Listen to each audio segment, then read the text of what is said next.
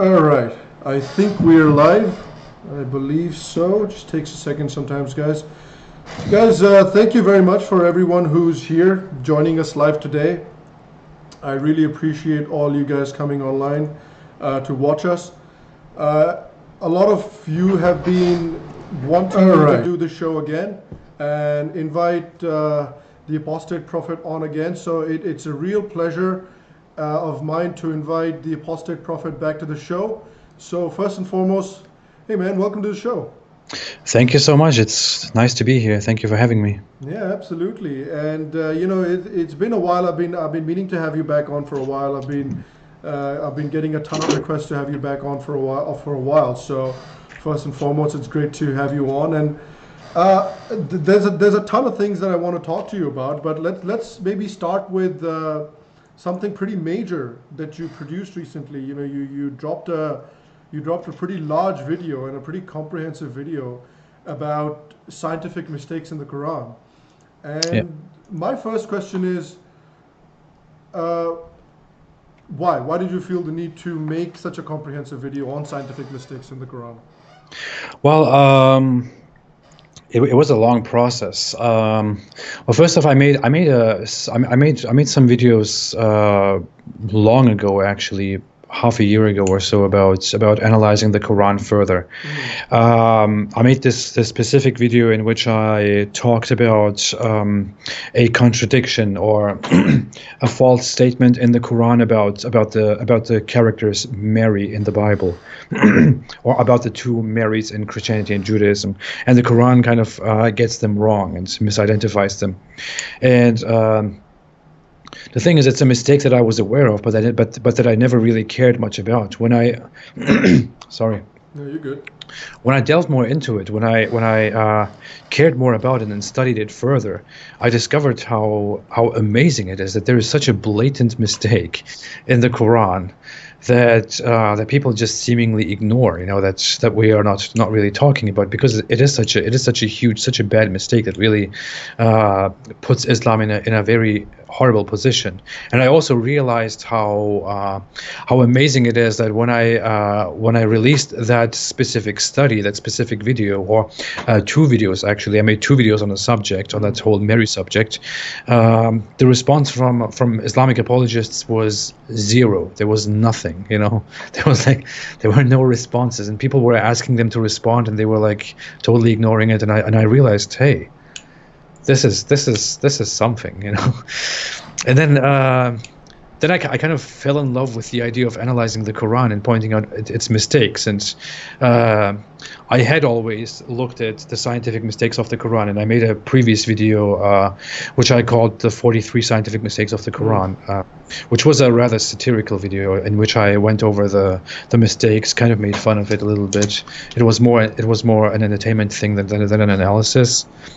I thought, why do I not just sit down and study the Quran through again, make a note of all the scientific mistakes, and then write everything down, make a video of it. I also checked if there is such a video on YouTube. There is no video that collects all the mistakes, and I thought, okay, this will be my project. This will be the first thing, and it will be huge, and I will eagerly wait for Islamic apologists to respond to that. So I promised to make it once I reach 100,000 subscribers. Unfortunately, there has been a huge delay because the Quran is so ridiculous, and it took me so much time to actually to sit down and put everything together, write a script in which I could where I could limit the video to 1 hour and still make it as comprehensive as possible. But in the end, I did it, and so far the response is crickets. I don't know. Right, that is very interesting, and I want to come to that really quick, but I want to talk a little bit about the sort of motivation behind making this video, because one of the things that I see when it comes to Islam and sort of religion in general is that the religious books are seen as infallible, that there can never be anything wrong with them. Particularly when you're looking at Islam, it is supposed to be the perfect religion, the most perfect thing ever created. So if you're actually creating a video where there's, not one, not two, but numerous clear scientific mistakes, in the 60. text, yeah, scientific mistakes in the text. What does that say about, about the perfect nature of the religion as well, Yeah, well, it is. Islam has this very, very special, unique, specific claim that that their religious book, their holy book, was directly authored by the Almighty Creator of the universe, who put this specific book together and revealed it directly, word for word, as it is, without any human or any different intervention to the humans. Allah gave it to the angel Gabriel, and the angel Gabriel directly gave it to Muhammad. And nothing got lost. It is entirely the word of the Almighty Creator, and in that text there are so many mistakes.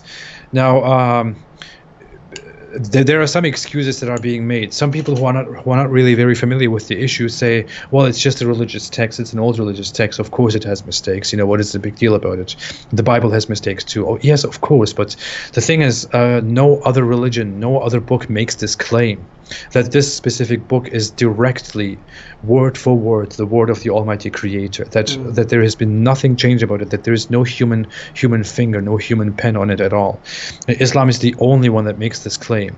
So if there is only one mistake in the Quran, one mistake about the nature of the world or about anything, about a historical fact, then it means that this book is wrong, that it is not factual, and that means that the entire religion is false, because the entire religion rests on the claim that this book was sent by Allah directly, and that everything it says is true, and Right. that's why Islam is the right religion. If the Quran has a mistake, has only one mistake, this means Islam is a giant fraud. And you can't say the same about any other religion, because if for any other religion you could explain it in some way, because it's humans who make reports, it's humans who write things down, it's humans who get inspiration, whatever. But Islam is the only religion that really has this. And Right. it also says in the Quran itself, it says, have the people not considered, or something like that. If there was any, if this book was from any other than Allah, then they would definitely find therein a contradiction or discrepancy. The book itself makes that claim. So if you take the book's claim itself and then prove that there is a mistake in the Quran, this means the whole religion is discredited. Right. That is amazing. So now let's come to the response part. Like, what's a common response that Muslims make to this argument that there are so many mistakes in a so-called perfect religious text? Well, one of the things they say is a very cliche response phrase, which doesn't really mean anything, which is the Quran is not a book of science, but a book of signs. It doesn't mean anything. What does that mean? The hell? It's a book of science, not of science. It Right. doesn't mean anything at all. It's a Right. ridiculous response to just evade the whole thing. It's like, well, it doesn't make any scientific claims. It just gives you signs to understand the universe, or to understand the world around you, or to understand God. But that doesn't mean anything. The Quran clearly makes very, very clear scientific assertions, like what the stars are, what they do, what the sun is, where the sun goes at night, and all that kinds of stuff. So that phrase is a completely ridiculous phrase. It doesn't really mean anything. Another response is, of course, other responses can be collected in very, very heavy but deceptive apologetics around what these verses actually mean. And I have presented such apologetics in that video as well. And I want to make a series in which I want to summarize all these mistakes, in which I want to go into those apologetics too. For example, there is a thing. There's this one of my favorite mistakes is that is where the Quran says that the sun sets in a muddy spring. Right. This character called Dhul Qarnayn goes to the setting place of the sun and finds the sun setting in a muddy spring, which is a ridiculous verse, which kind of shows the primitive nature of the time and place where the Quran was authored. Now the Islamic apologist comes out and says in response to this very, very clear mistake that I am just misunderstanding it. I am the one who's misrepresenting what clearly stands there.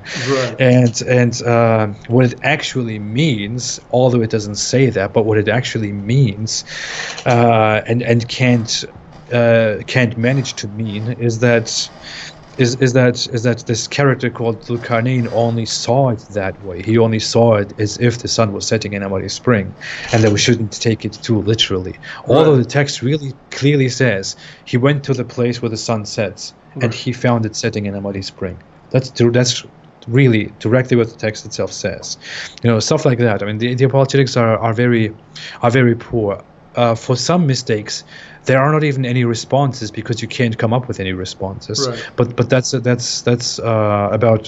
how the responses are. Yeah. That is interesting, because you're thinking that this is the word of God, and this is the infallible word of God. This is something that's perfect, cannot be changed, so on and so forth. At the same time, if God's trying to get a message across to his people, he's saying, hey man, listen to me, this is what I'm trying to tell you to do. Why would he put so many riddles and wordplay in there? Why wouldn't he just say, this is where the sun sets, bro, deal with it? That's the issue. The Quran could have. I made a few tweets after this whole after I released this whole thing. The Quran could have given people very clear instructions, very clear descriptions of things around us that people of the time didn't know. That we could have understood later and thought, wow, the Quran actually told us that. But no, there is nothing like that. The Quran gives us ridiculous narratives about how the sun has a resting place, and the stars fall down from the sky, and the sky falls down, and whatever. And we somehow have to ignore the text now. In the 21st century, we have to look at the text and say and think, oh, the Quran doesn't actually mean what it says here. It actually means something different. We shouldn't take it so literally. But what kind of logic is that? What kind of God is that, who is at the same time trying to invite you to this religion, and who's saying if you don't believe in it you will burn in hell forever, but at the same time he's also putting these weird things into the text that could confuse any normal person, where you have to think about it more and think about it metaphorically so that you can understand it and save yourself from hellfire. Right. And what kind of absolutely ridiculous, stupid logic is that? It doesn't make any sense at all. And this book is supposed to be made really for humans to be guided, for all humankind and other creatures to be guided. But it is full of hidden weird language, full of weird metaphors that would confuse any random person. So it is really weird. Yeah, that's very interesting. So far, have you had any kind of rebuttal to the video that you've made for the scientific mistakes? No, that's what I'm so surprised about. I mean, I received so many messages, so many people. I've seen so many of those regular apologists who like to talk about me say stuff like, "Oh, he's going to make the scientific mistakes now. I wonder what he's going to say. Ha ha ha. We're gonna attack that. We're gonna debunk that. Whatever." But one week has passed. I haven't seen anything so far. No response at all. Really, no response at all. And I'm. To be fair, it's a 1-hour video with 60 points, so I want to give them some time with this and see what they come up with. But I'm really waiting for them to give me responses, because it's part of the plan. Because I want to take those responses. I want to include everything they have to say. I want to be fair in this. I want to include all their responses, all their rebuttals, and I want to go into it and make another series of videos in which I will discuss all their rebuttals. Right. All right. Well, yeah, I think that's fair. Let's give them another week or so. Let's see what they come up with. There's a super chat here that I want to just quickly acknowledge. Shashidharan, thank you very much for the super chat. He has a question for you, Ridwan. He's wondering, what's your advice to the closet atheists in Islamic regions? How do you think they can best express themselves without getting in too much danger? Well, I would always. It's a difficult issue. I would always suggest using anonymous platforms or anonymous names and accounts online to find people who think the same way. I would also suggest trying to really connect to other people from the same culture because many people. Even people in very secular countries like Turkey, for example. When I was in Turkey and I stopped believing in Islam, I thought I was the only one. I thought there was no one else, and that's how That's how people who don't believe or people who leave Islam think when they are in such countries. They think they are the only one. There is no one else around them. But then when you start looking for it, you actually realize that there are a lot of people who are in the same boat. Who also don't believe in this specific thing, but they don't want to make it public, and they have a platform where they share. So I would always suggest sharing. I would also suggest becoming independent, trying to live your own life, getting out of the life of parents if you still live with parents. Possibly, some people prefer moving to different countries. Also a good solution. I don't know. Yeah, I mean, I feel like the internet's been such a blessing for a lot of these people, Absolutely. because earlier, pre-internet, like some of these people, if you're having doubts, there's literally no one you can talk to. So you just either live in the closet and that's how you spend your life, while you maintain this facade outside of the closet. But now you're actually able to, even if you're under a pseudonym or something, you're able to get out there, you're able to talk to other people, and eventually maybe if you talk to enough people, you can gather enough courage to maybe come out and be like, you know what, this is how I genuinely feel now. Absolutely. Well, the internet is revolutionary. We live in such a time now where things have changed so quickly. We make the progress that we used to make in a few hundred years or in a few decades. We make it in a year today because of the internet. We can communicate with other people from the other side of the world and can exchange opinions, can experience cultures. We can find so many different opinions. We can be anonymous and share everything that we can't share in society. It is really great. I think it has helped me a lot, and I'm sure it helps many others who need it. Right, right. There's another super chat here from Yashwan Naik. Yashwan, thank you. Says, great work, guys. I'm a huge fan of Sham and AP. Thanks very much. Thank you. Yeah, Thank you much so much. appreciated. I want to talk about something that's been it's been a bit of a feature among Muslim populations in certain countries, and it was really brought to the fore recently by an actor in India. This is an actor that has been making statements like these quite regularly, but I think it speaks to a broader narrative as well. What he was basically saying that, it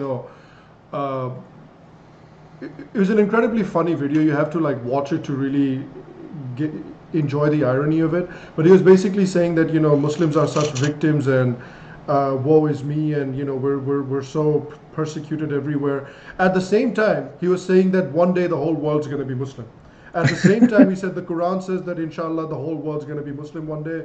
Quran says that inshallah every person in India one day is going to be saying there is no God but Allah and Muhammad is his prophet. And I'm just saying, I just think to myself, that is an incredible state of mind to be in. Being a victim and being a supremacist at the same time. Yeah. And it really seems to be a sort of a trend in a lot of countries where a sizable Muslim population is present. Maybe they're not the majority, but there is a sizable population. And what do you owe that sort of simultaneous victimhood / supremacist mindset to? Let me tell you, it's not just a trend among bigger Muslim populations. It's actually very common Muslim thinking. When you grow up in Muslim culture, when you are raised a Muslim, you learn two things at the same time. You learn that the entire world is against you, that everyone is against you, that everyone wants to persecute you, everyone hates Islam, everyone hates Muslims, they all want to deceive you and trick you and whatever. You can't trust anyone. That's basically literally what you learn as a Muslim, and that's what most Muslims learn regarding the non-believer, regarding the infidel. I was personally told, as well as so many others, as well as even people who don't really come from very religious families. It's a very common thing that to be told that you can't trust non-Muslims. You can't trust. In my culture, on my side of the world, it was you can't trust Christians, you can't trust atheists, you can especially never trust Jews. How dare you even speak of it? And I bet on the other side, when you are confronted with Hindus, it's you can't trust Hindus. And in the same way you learn all the time that everyone wants to persecute Islam, which is also based on the idea, on fundamental Islamic teachings that the polytheists in Mecca, who were Muhammad's enemies, persecuted the Muslims, and the Muslims, of course, did nothing wrong ever at all, and Islam came out of persecution, and people will always want to persecute us. At the same time, while learning this, you also learn that Islam gloriously spread by fighting these bad infidels who, of course, were so shameful that they wanted to protect their own culture from being forcibly converted.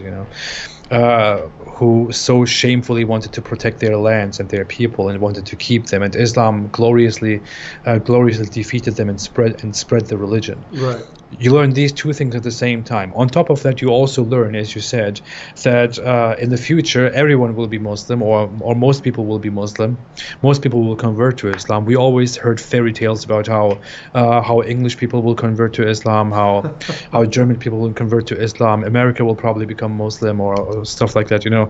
You learn these fairy tales while also believing that you are the most persecuted group and that you can't trust anyone, but that Allah will somehow make it happen. But and that you are also supposed to go out there and convert as many people to Islam as you can, because it is an obligation on Muslims. So it is really a very, very messed up mindset. And let me tell you one thing. At the same time, while learning all of this, you also learn the divisive idea that not only does everyone want to persecute you and everyone deceive you, you also learn that Muslims are one nation. Muslims are one fraction in this world, and there is only one other nation, and that is the infidel. So the infidel is one nation and Muslims are one nation. The infidel are all the same. They all help each other against the Muslims. That is literally what you learn, and that is what they tell you. It's a very common phrase.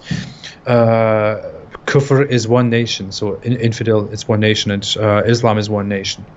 It's a very common thing you learn. So it is an entirely Islamic way of thinking, a very toxic way of thinking. How many people do you think realize that contradiction in the Muslim world? Do you think there are people that realize that contradiction and is like, how are you guys acting like the most oppressed people while saying that one day we're going to convert the whole world to Islam? They don't. I actually thought about this one thing. It's related. It's not directly an answer to your question, but it's related. You learn under Islam constantly that Islamic people fought wars and basically beat Islam into the others' heads and whatever. You learn that the Ottomans so proudly fought the bad Byzantines and spread Islam gloriously and did the right thing and stuff like that. You learn all these things as a Muslim, but you somehow don't really grasp that means that you spread the religion by the sword. Those two things somehow don't go together. Only when you are you learn, oh, we fought all these wars. We of course it's always we. It's not even our ancestors. It's we. We fought. We beat them. We spread Islam. We fought for Allah. We did this. We did that. And then a non-Muslim approaches you and says, "Is it right that Islam spread by the sword?" And you're like, "No, no, no." Like, why would you think that? That's a lie. It's That's kind amazing. Yeah, it is. It Kind is. of amazing, yeah. because you don't learn it from that aspect. Right. You learn that it was always a rightful, an honorable, a wonderful, a good thing to do. And no one ever tells you that it was probably a bad idea, and that this literally translates to spreading Islam by the sword. When you are suddenly confronted with the question, you think, wait, that's bad. That can't be true, because we were right with the good stuff, So your question is obviously a no. Right. And in the same way you don't grasp that these two ideas, that you are persecuted and that everyone hates you and that everyone wants you to be one of them and they want to trick you, but also that you should spread Islam and that everyone should become Muslim and that everyone should listen to you, that these two ideas are somehow a complete contradiction and reveal you to be stupid about things. You know, Right. you don't understand that. It doesn't really process very well because you get this through major Islamic indoctrination, where Islam is always right, and every other culture and every other religion, everything before Islam is always wrong. Yeah, that brings me to another interesting question, at least from my point of view, because one of the things that I've noticed is the issue that I particularly tend to have, or people from my culture or my background tend to have with Islam, is the idea of exclusivity, the idea of exclusivism. That, like you said just now, that we're the only ones that are right and everybody else is wrong, and we're the only ones that have the correct answers, and everybody else is plotting against us. Everybody else is evil, and everybody else is the oppressor. And so it is our sacred religious duty to rid the world of these oppressors who are plotting against, the Prophet and Allah. And so what I feel and I fear that the problem that creates, that kind of an exclusivist ideology creates, is it dehumanizes other people. It It dehumanizes does. non-Muslims. The problem with dehumanizing other people is that once you dehumanize them, once you take away your shared humanity with those people, it becomes very easy to attack them. It becomes very easy to hurt them and kill them. And I am 100% fully aware that not all Muslims are like this. There are many Muslims that just want to live their lives peacefully and get on with their lives and get on very well with their non-Muslim neighbors. But I'm saying that as long as such an ideology or such a way of thinking, such an exclusivist mindset exists, there are always going to be people that will take these words seriously, because that's how they're meant to be taken, right? Yeah. And Yeah. so they're meant to be taken seriously. So is there any surprise that there is a significant proportion of the Muslim population that takes these kinds of words seriously, and that goes ahead and dehumanizes people of non-Muslim cultures? So I wonder, like, the people who do not take these things very seriously, or who do not feel anger or hatred towards their non-Muslim neighbors, I wonder if they realize this problem that exists inherently in their philosophy. Well, they don't. I mean, you summarize it very, very, very well, actually. How Islam paints its opponents as always at fault, and your own side always on the right side, which justifies basically everything.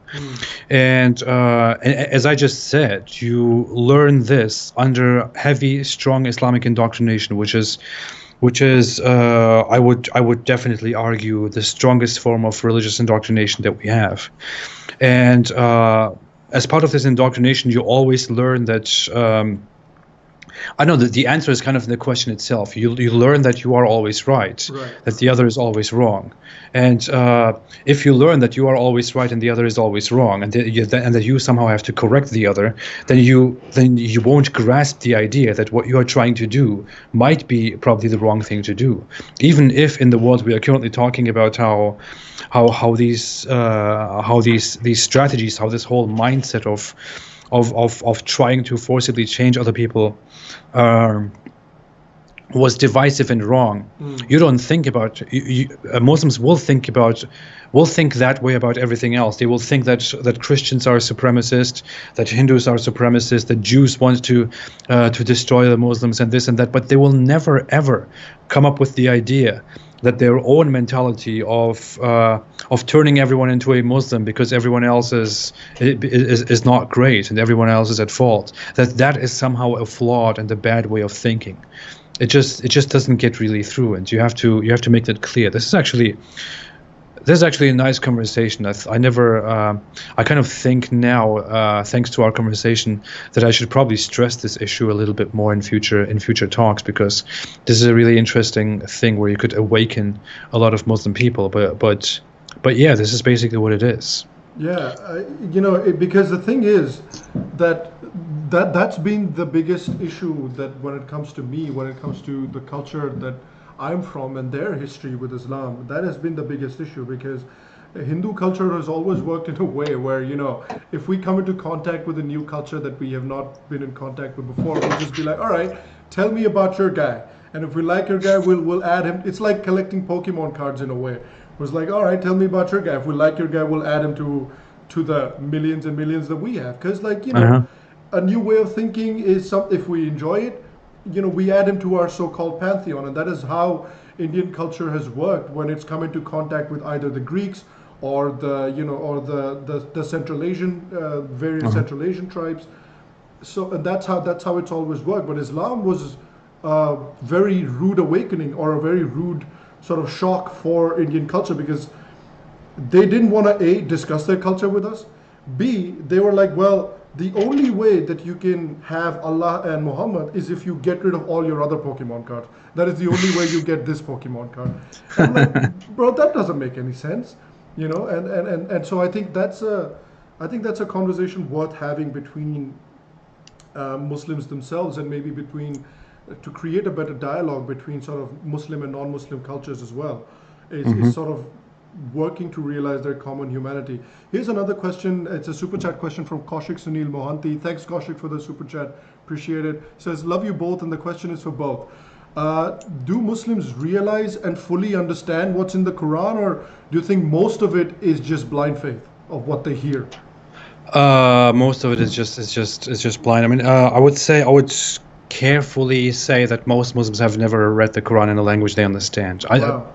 I don't even have to be careful about that. It's very common basic knowledge that the vast majority of Muslims, even Muslim scholars, even many Muslim sources admit that, say that most Muslims have never read the Quran fully in a language that they can comprehend and understand.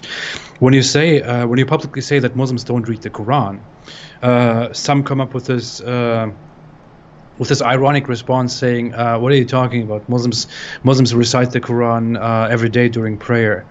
Well, okay, but how do you really do that? You recite specific verses during a prayer, and you recite it in Arabic, in an old Arabic language that not even current Arabs can understand, or that not even current Arabic speakers can understand. And Arabic speakers are a minority among Muslims.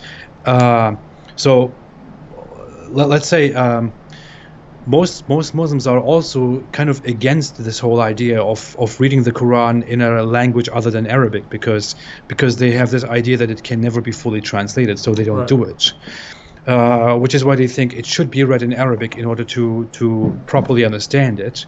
But most Muslims can't understand and speak Arabic, so they have to rely on advices given by others. Not even among those who speak Arabic is it a common thing that people have thoroughly read the Quran. So by all this information, you can assume that the vast majority of Muslims have never read and understood the Quran, which is really a sad, weird, tragic thing. Right. I mean, when you leave Islam, it's not like you have 20 books. It's just the one, man.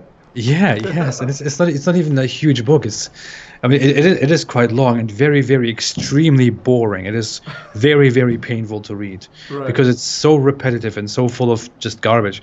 But I'm sorry for being so disrespectful on your channel, but that's but yeah, I mean, it's not even a big deal. You can sit down and read it, and we are in a time where we have acknowledged that you can translate basically everything. Right. We have translated the most ancient languages the best way, where we can sit down and understand them. But some people still claim that you can't fully understand the Quran because they have to make excuses. Right. But we have translated the Quran. We have multiple translations of the Quran. I'm a student of linguistics, and it is a very common thing in linguistics that you get certified for translating a very important piece of literature, of writing, and especially if there are more versions of something that has been translated, then the reliability of it increases more and more and more, because you can put those translations together, and you can kind of understand what is really being said when the translators make different translations of a specific text. So you can really sit down in today's time and read the Quran, but most people still haven't done it. But if you are an ex-Muslim and you leave Islam, and you have many among ex-Muslims who go out and criticize Islam also have read the Quran. I have personally read it multiple times, numerous times. But you are told that you don't understand Islam because you left it. But so many Muslims do apparently understand the Quran, although most of them have never read the Quran. So it is really a very ironic, a very funny thing, which is why I want to make it kind of my mission to go out there and to talk to people about Islam, about the Quran, and to inform them about what really is in there. Right. Because you see how many people are very ignorant about it when you tell them. Right. It's very interesting because there's one thing that I find that is sometimes really missed in the criticism of Islam, and there's a couple of ex-Muslims that I've spoken to, and their talks that I've watched, and their listened to their journey of how they became an ex-Muslim. One of them's Hassan Radwan, and I listened to his conversation on the Charvaka podcast, that's Kushal Mehra's podcast with him, and he talked very extensively about how one of the things that really started his journey towards becoming an ex-Muslim was the whole idea of the treatment of women. And one of the most interesting things that I find, and one of the things that I really think that the liberal contingent all over the planet sort of misses a little bit is, they talk about, hey, criticism of Islam is basically Islamophobia, which it's not, which is a silly word. But at the same time, they talk so much about we need to bring women up, we need to believe women, and this is the women's time, and so on and so forth. But they're blissfully unaware or ignorant and turn their backs to the way women are treated in Islamic society, or how it is sanctioned within Islamic text on how you should be treating women. And why is that? Like, why ignore that such a major aspect of a philosophy just so you could shield it from criticism? Well, first of it was a major dilemma for me too. I mean, I grew up in Germany. I moved to Turkey, and one thing that bothered me so much in Turkey was how women were poorly treated in Turkey. Which is not even a very religious country, which is kind of a secular country. But and later when I became very religious and I read the Quran, I realized that this whole thing was coming back, because the Quran is pretty horrible to women.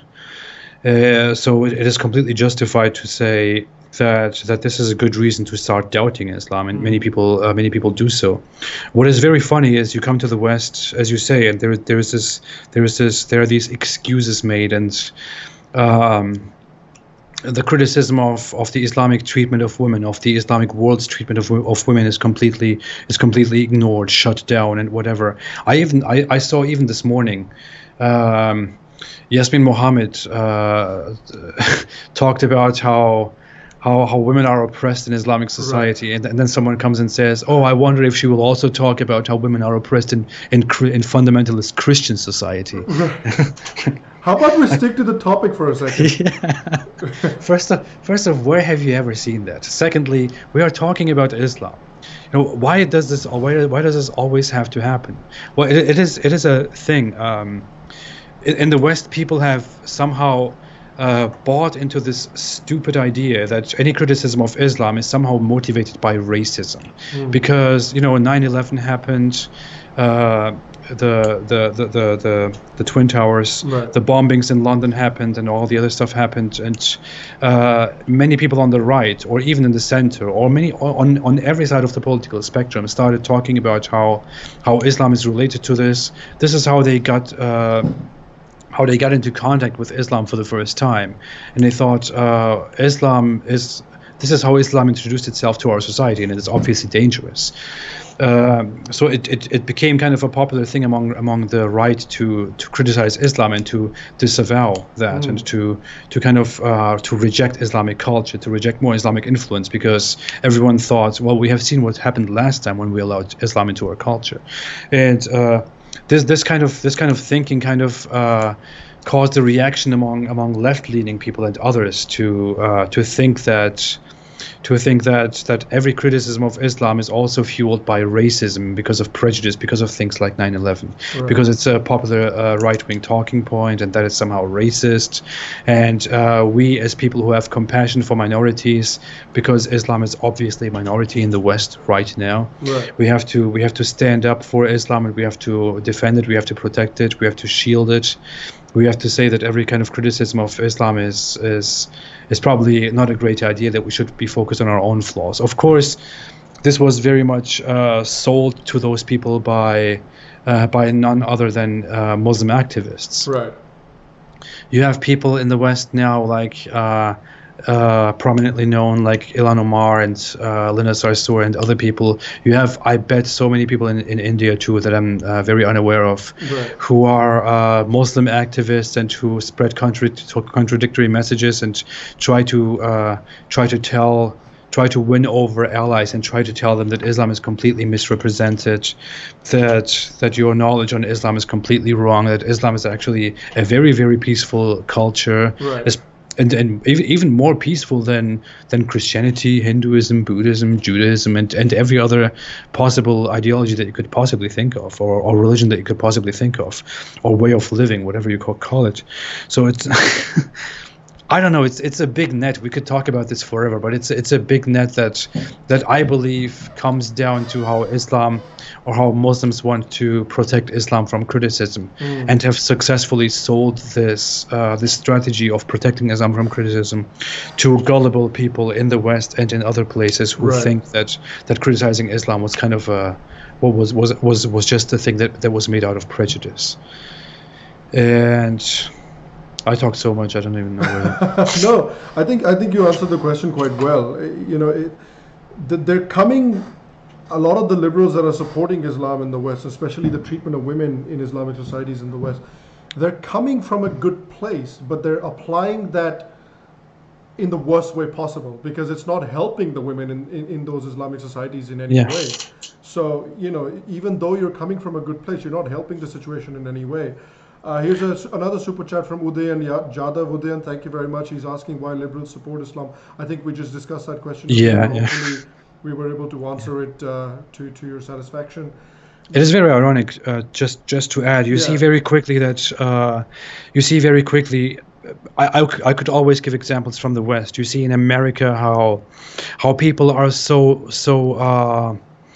fiercely going out and protesting abortion restrictions because they think this is an absolute oppression of women by conservatives, by right wingers, by Christians, and this and that. You know, abortion. Seriously, I mean, you could talk about whether that is an oppression of women or not, but we are discussing that people think abortion is something that shouldn't be done because it is immoral, it is religiously considered immoral, and whatever, and many voices think that is an oppression of women, but they can spend no second on talking about whether forced hijab, male guardianship, the obvious oppression of women, where women have to stay home in society, where women are beaten, where marital rape or any kind of other rape is completely justified. That all these things are kind of are oppression. You have really no moment to talk about that, but you have so much time to yell and scream about abortion. There is really a giant hypocrisy going on here. I mean, there is, and I'll give an example sort of close to home as well, from India. There's, you're talking about abortion, and sure, you can make the case that, okay, abortion, you might consider it immoral, but should women have the right to do it within a certain time frame? Sure, I believe that women should have, at least within a certain time frame, have that kind of agency. And sure, it's a good conversation to be having, 100%. But at the same time, you're having that conversation, which is a good thing. You're talking about women's rights in Christian societies, which is a good thing. But then you completely, on the other hand, go ahead and ignore arguably much worse things that are happening to women in Islamic societies. I'll give you an example from India. In India, there is this practice called triple talaq, where all you need to do is, a Muslim man, all they need to do is say talaq, talaq, talaq 3 times to his wife, and he's legally divorced. In India, that is legally considered a divorce. So Indians like to give Pakistan so much shit about, being a failed state and useless country and all of that stuff, but even bloody Pakistan has banned triple talaq, but India can't get itself to ban triple talaq because we're too secular for our own good. So, and so right now there's the current government is bringing out a bill to overturn the whole triple talaq and make it illegal. And even now it's facing such stiff resistance from the Islamists and from the liberal class, because they're saying, oh, it's the Hindu government trying to target the Muslim communities. And I'm trying to think, how is that targeting the Muslim community? If you're saying that if you make saying talaq 3 times and divorcing your wife illegal, how the hell is that targeting them? You're basically trying to save the woman's life here. Of course. It's absolutely unbelievable to me how that is considered to be an okay practice.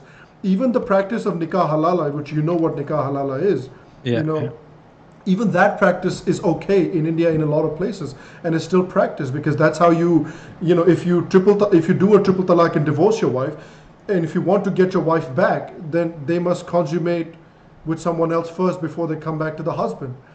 And so even that practice is done in certain places in Muslim societies in India, and even that is something that the Yeah. liberals will come out and defend, and they'll say, you know what, that is their culture. Let them deal with it themselves. And I'm like, are you out of your goddamn minds? What are you doing?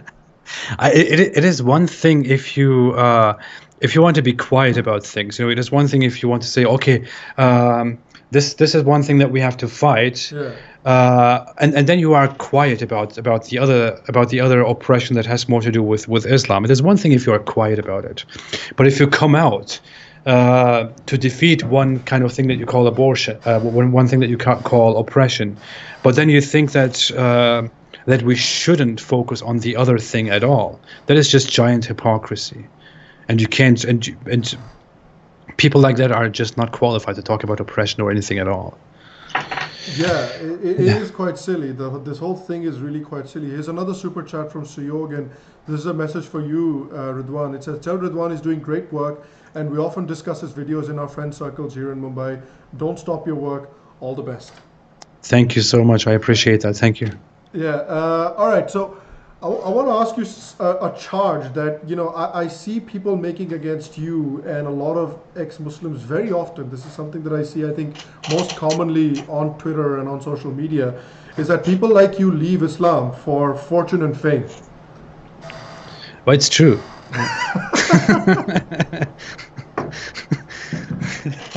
So there you have it, guys. It's 100% true. Yeah. Why wouldn't I? Anyone would do that. Yeah, and I mean, they say that they're ignorant, they don't understand the religion, and that's why they leave it, because that they find that they can get paid. Yeah. Well, I thought about one day. I was again praying on my prayer mat, and I thought, what am I really going to do? How am I going to be successful in this world? How am I going to have a lot of money, be rich, have lots of sex, lots of women, and this and that? And I thought, hey, the best thing would be to just say, hey, I left Islam, and go out there and tell people that I left Islam, and boom, I'm rich. Right. I'm rich. I'm successful, and everyone loves me, and Right. I can have all the women in this world and that stuff. It's very convenient. So that's obviously why. Well, also, I mean, the counterpoint to that is if you could have waited, you could have gotten 72 a little bit later on. Yeah, but who really wants to wait and die? That's fair. It's like, That's fair. I mean, it's either have one today or 72 later. It's a hard trade-off. yeah. No. I would rather have them now than 72. Who can deal with 72? That's fair. That's the part I wonder if that's the part that like the Quran like expounds on, that once you get those 72, do you have to deal with them after? Yeah. Like, do you have to live with them and like deal with their shit later on? I don't know. Because that would be horrible, like if you think about it. It is horrible. I mean, Yeah. who really wants to deal with 72? 72, dude. 72. That's a lot. What the hell? Yeah. Oh my god. But seriously, it was always a weird thing. I mean, sometimes I try to say this. I don't really know how to express this thought. Just to be serious for 1 second. When I was a Muslim, you learn that if you go to heaven and you are a righteous man, and if you are a righteous Muslim, you will have at least 2, or most likely more, women, virgins by your side, who will do whatever you want. They will do anything for you because they have nothing else. They have no consciousness, no mind, nothing. They just Right. there to serve you and to have sex with you and to be around you and make you happy. And that is your reward from Allah. And it's kind of a weird thing because you learn that in the Quran, and it's obviously directed at men. So what are the women thinking when they sit there? I always wondered. But I don't know.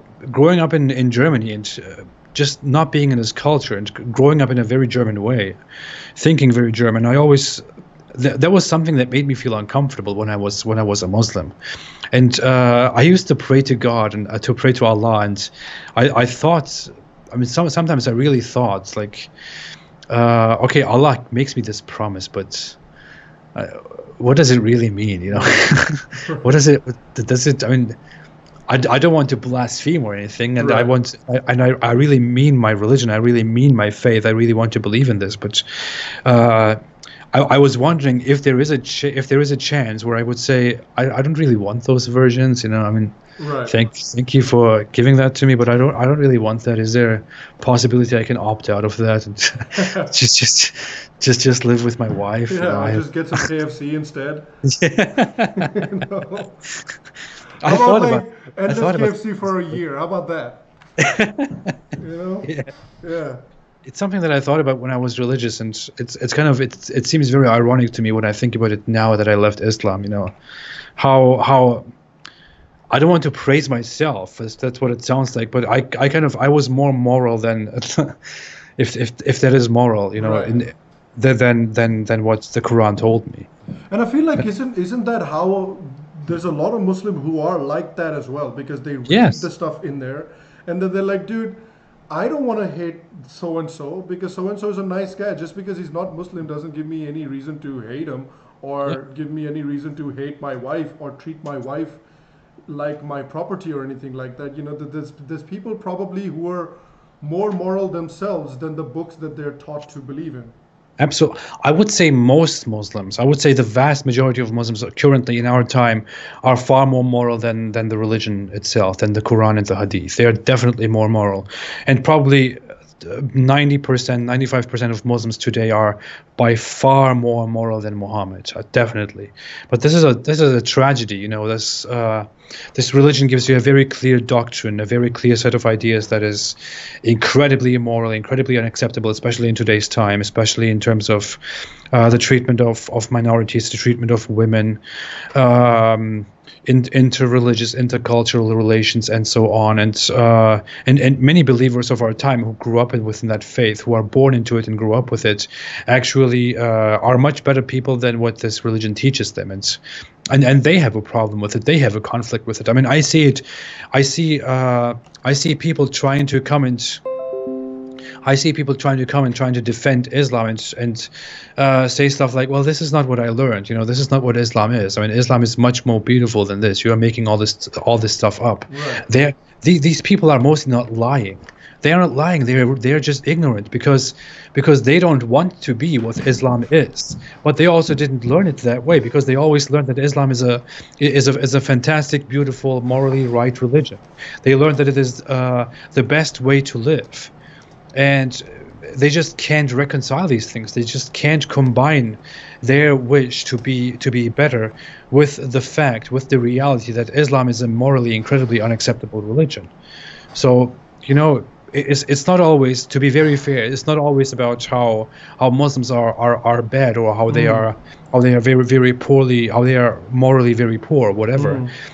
It is definitely a fact that many, many Muslims are much, much, much better than the Quran, are much better than the religion, and are much better than Muhammad. Right.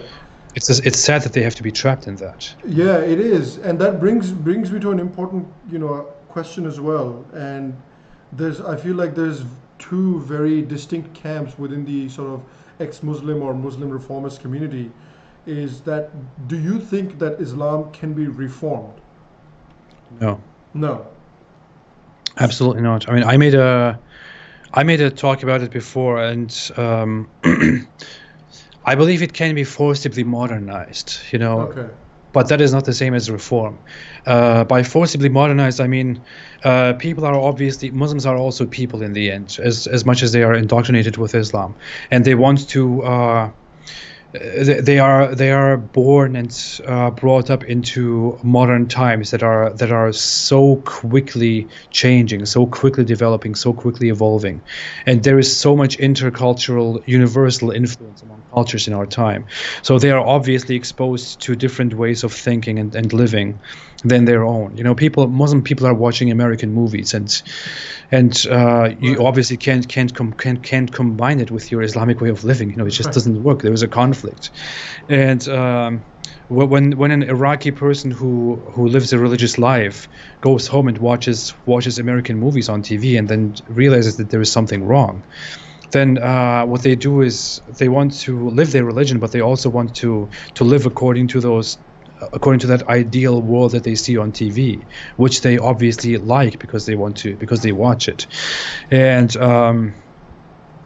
this whole conflict and this whole quick development in our time will definitely force Islam to become more and more modernized. Right. People will less and less practice Islam. They will more and more be eager to keep up with the modern world, while also still claiming that Islam is absolutely right and flawless, and that Islam wasn't bad at all. So that is kind of what I want to call forced modernization. You know, they will be forcibly modernized, but reform is not possible. There are some movements within Islam who want to reform Islam, who want to bring a different perspective, a different way of different movement of Islam, but they're a very fringe minority. The accepted movements are very clear. The Quran is to be taken literally, the Hadith are to be accepted, and scholars already decided what is right and wrong 1,000 years ago, and we have to follow that. That's what Islam is, and that's what it will be. Yeah, I feel like if there is to be reform, it needs to be on three fronts. It needs to be on the front that you stop claiming that you have the exclusive knowledge to everything, because that is patently untrue.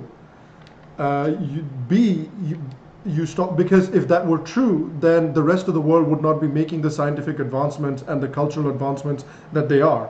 So that has been patently proven to be false. Secondly, that those that do not think the way you do, and those that do not have the same background as you, have an illegitimate culture, and their culture is wrong and they're sure to burn in hell. That is also patently untrue, and so that is something that you'll need to get rid of it from your culture. And the third is going to be how the treatment of women is. You know, those three things are going to be the three major pillars on how reform happens, if at all. And so I think that if that does happen, if those three things are addressed, is it even Islam anymore, or is it just something else entirely? You know what I mean? Because those three things are so intrinsic to what Islam is. The question of, I have all the knowledge, that Muhammad is the prophet, he got the final knowledge, there are going to be no more prophets anymore, everybody else is wrong. It is so central to the idea of Islam that if you change that, is that whatever comes out of it, is that even Islam anymore? You know what I mean? So that's what I feel about when I think of Islamic reform. So Islam would need to change quite fundamentally to be Absolutely. reformed, right? Absolutely. It would have to. I mean, as said, there have been reform movements within Islam that try to spread the notion that most of us have misunderstood Islam, that Islam is actually not this. There's actually there is this guy in America who is trying to reform Islam, kind of in his own sphere. Who thinks that Muslim actually means peacemaker, and that Islam means peace, and that that Islamic scholars have vastly misinterpreted Islam and made up reports about Muhammad and this and that, and that our ultimate goal is to make peace in this world, and this is how Islam should spread. So he's really trying to tackle the whole religion from all aspects, and trying to change it from all aspects, trying to change the whole intercultural distrust that is very common among Muslims, and that people learn from their religion that you have mentioned. He's trying to break down all those fundamental rules, fundamental sources that lead to this way of thinking, and also reinterpreting conflicts that we have in our time and that we will have in the future. But it is a very fringe movement, and it is very vastly rejected. It won't lead anywhere. Right. It has no chance of survival. The thing is, the problem with Islam is that it has a mechanism where it is the only religion that has brought a book that claims to be from the Almighty Creator. It's funny how this is how we began the topic. Islam is the only religion that has managed to do something like that. It has a book that is from the Almighty Creator. Every word in it is directly from the Creator. Nothing in it can be doubted. Nothing in it can be changed. Nothing in it can be denied or rejected. And as long as that is the case, Islam will be the bad religion that it is. And there are some movements within Islam too. Just to add a quick note. There are some movements that call themselves Quranist movements, for example, that go only by the Quran, that reject stuff like hadith, stuff like reports about Muhammad's life in quotes. Right. And those tend to be much more peaceful because they reinterpret the Quran in a different way and don't adopt all the toxic stuff in the hadith. But not even that works, because in the end you realize that the authenticity of the Quran is similar or equal to the authenticity of those reports about Muhammad. You either have to accept both of them or you have to reject both of them. Right. So it's just a giant. It's a mess. It's impossible, and I firmly believe that there is no chance to reform Islam. I want to throw it into the trash altogether, and that's what I'm. That's kind of what I'm doing. Because I genuinely feel like, I think there's a space for spirituality in the world and among human beings, because I think human beings are a certain funny kind of creature where they're not fulfilled once their basic needs are met. They long for other things as well. So I feel like there's a space for spirituality in the world, but I do think that spirituality needs to be kind of like a supermarket. You kind of take from, you do your research, you look around, you walk around, you see everything that's available, you pick and choose from what you like, you get rid of what you don't like. I mean, isn't that how spirituality should evolve, rather than, hey, Yeah. I put down this marker 1400 years ago and nothing changes. I put down this marker 2000 years ago and nothing changes. Reform is not allowed, change is not allowed, because this is the final word. I mean, how do you expect any progress to happen if you lay down, strict rules like that? If Muhammad said, this is my time and this is how I feel like right now, but maybe as the world evolves, smarter people will come around and they'll be like, all right, let's change this. If he put that in the Quran, who knows what the Quran would look like today? Maybe it would look quite different today. If he said, there's totally space for change whatever. Like if you guys develop an iPhone, change that shit and put that in the Quran. You know what I mean? Yeah. Yeah. The funny thing is, many Muslims feel very proud of the fact that Islam is the only religion that has a book that can that hasn't been changed, that has been preserved forever, because they think that other religions somehow are supposed to have that same thing too, but have not, which is why they are false and weak, which is very weird logic, and usually people don't understand Muslims when they say that.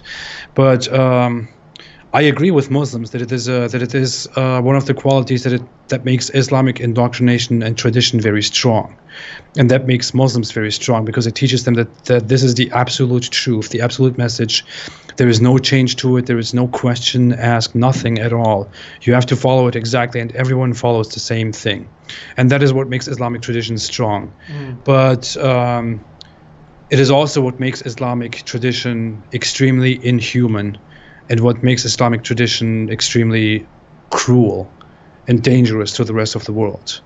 Humans are always prone to change. Humans always need change. We always need discussions, and Islam doesn't make it possible, which means it is, which basically means that it is not a good idea. Right. There's another super chat is from Ganges, and there's another message for you, Ridwan. It says, Apostate Prophet is incredible. I'm following him since 2017. I just want to thank him for everything he's doing, and I hope he's safe from IEDs. Oh my God. Thanks, dude. Thank you so much. Thank you. Yeah, this is what I genuinely feel like, because, and again, I know we just talked about it, but this is something that has been true of ancient cultures in general, and I think Hindu culture in particular. And I'm talking about it obviously because that is my experience, and that is one of the last ancient cultures that is alive today. and so I think it's relevant in a way where it it doesn't proclaim to be the arbiter of the truth. It understands that people have different journeys, people have different acumen and understanding. So one size fits all approach cannot work. It simply cannot work. People are way too different. And so, you know, what's interesting to me from a Muslim point of view is when Muslims say, "Oh, this is idolatry and it's so bad." It's in a way a kind of a personalization method. It's like you can personalize the way you want to see God or any deity or something like that. It's a way of personalizing your relationship with whatever the hell it is that you believe, you know. So for you, God could be a mountain, as it is in like Native American culture or Maori culture in New Zealand. It could be a mountain, could be a deity, and an island could be a deity, or it could be a statue of He-Man. I don't know, but like a statue of He-Man could be a deity. But the thing is, as long as you're not hurting people, as long as you're not saying that this is the only way to do it, as long as you're not saying that this is scientifically correct or anything like that, I mean, what's to stop you from finding your own spiritual path? You know what I mean? Sorry, go ahead. No, you finish. No, I was pretty much done. Go ahead. Well, Islam has this thing. It has kind of adopted and completely misunderstood Judaism. You know, Judaism was a nation religion that had this idea that this is our belief. We are the people of the one God, and we have to obey Him. We have to follow Him. We have to stay loyal to Him, so we can be great and glorious and protected from this and that. You know, whatever. That's how Jews developed, and that's how Jews kind of took their history. They had their own religion. They rejected their idols before, and they thought this is the way we go. And Islam came several thousand years afterward and suddenly adopted the idea that idols are wrong, but not only that idols are wrong for us, that idols are wrong for everyone. And we have to destroy them wherever we find them. You know? Right. It is a giant misunderstanding of how Judaism started and came into this world, and it is still going on and trying to do its thing. So yeah, and I think the other anger, I think one of the key sources of anger for the Jewish people probably comes from Muhammad's interaction with the Jews, because there were many villages. There were many Jewish villages that Muhammad went to and preached to who did not take him seriously at all. Yeah. And I can imagine for someone with a bit of an ego, that would probably upset them a lot. Of course. Yeah. According to reports, they made fun of him. They came and challenged him, and they ridiculed him, and they thought, you're not the prophet. You know, what is this? Right. So he became very mad, and he declared them their giant enemy. Right. And isn't it incredible? Like if you stand back and think about it for a second, just from an unattached perspective, isn't it incredible that one guy didn't like Jews because they made fun of him because he was making some claims that were unsubstantiated. Because of that, you know, almost like, well, I'm not going to say every single one, but like a very large number of people hate Jews as their mortal enemies. Isn't that an incredible thing? It is incredible, but that's what such strong indoctrination does. I mean, you can even read that today. You can go on specific websites that teach you and answer questions about Islam. I just recently went on one that was a fundamentalist website, and I was reading about the topic on Muhammad's death and how he was killed by a Jewish woman who poisoned him as form of a revenge, because Muhammad's armies killed her tribe and family, and she poisoned Muhammad and killed him. And this fundamentalist Islamic website was basically telling its readers, who are asking questions to better follow Islam, it was telling its readers how this is one of the reasons why we have an ongoing conflict, disagreement, and hostility with the Jews. Right. You know, the Jews. Right. Of course, because they have also killed our prophets, just like they killed many other prophets. And Islam has this mentality that some Jews did something, one Jew did something, or two Jews did something, or a specific group of Jews did something, which means there is now a conflict between Muslims and Jews forever for the next 2,000 years, and every Jew is responsible for the fault of this specific Jewish group. And because this specific Jewish group acted in a certain way, it means that all Jews are like that, and we can't trust them. Islam has this toxic way of thinking. It spreads this very conveniently. Yeah, and I know that story as well that you're talking about. I think it was a woman whose, I think, village was murdered and his husband and father were killed. Yeah. And then I think Muhammad made him one of his wives, or I'm not sure, but she was living with him, and then she was, obviously I can imagine somebody being angry if you see your husband and your father get murdered by someone. So she tried to poison him. And if you look at it in context, it doesn't appear to be like, oh my God, the Jews are conspiring against the Muslims. It just sounds like somebody was really pissed off for good reason. Well, she invited him over and said, I have some lamb to offer. Right. Please eat. And Muhammad was weird enough to sit down and eat from the food of a woman whose entire whose family he just murdered. Tribe he just killed. Yeah, I mean, that's an incredible thing. It's an incredible thing to like create animosity towards a people based on a story that is told largely out of context as well. Yeah, it's a silly thing. All right, Ridwan, before I let you go, I just want to get like your final word on. I know, if you wanna give us an idea of maybe what sort of projects you're working on in the future. Well, thank you for your channel. Yeah. I'm currently still working. I had a little bit of difficulty recently. I had a lot of a time where I didn't post videos regularly anymore. The reach of my channel went down very much because I didn't do anything for a very long time. I focused on studying the Quran and making these scientific Quran mistakes.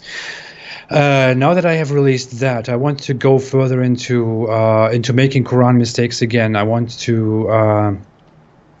to make another study on talking about all the scientific mistakes in the Quran. No, all the historical mistakes in the Quran, all the factual mistakes in the Quran. I want to go into analyzing further and discussing the scientific mistakes of the Quran.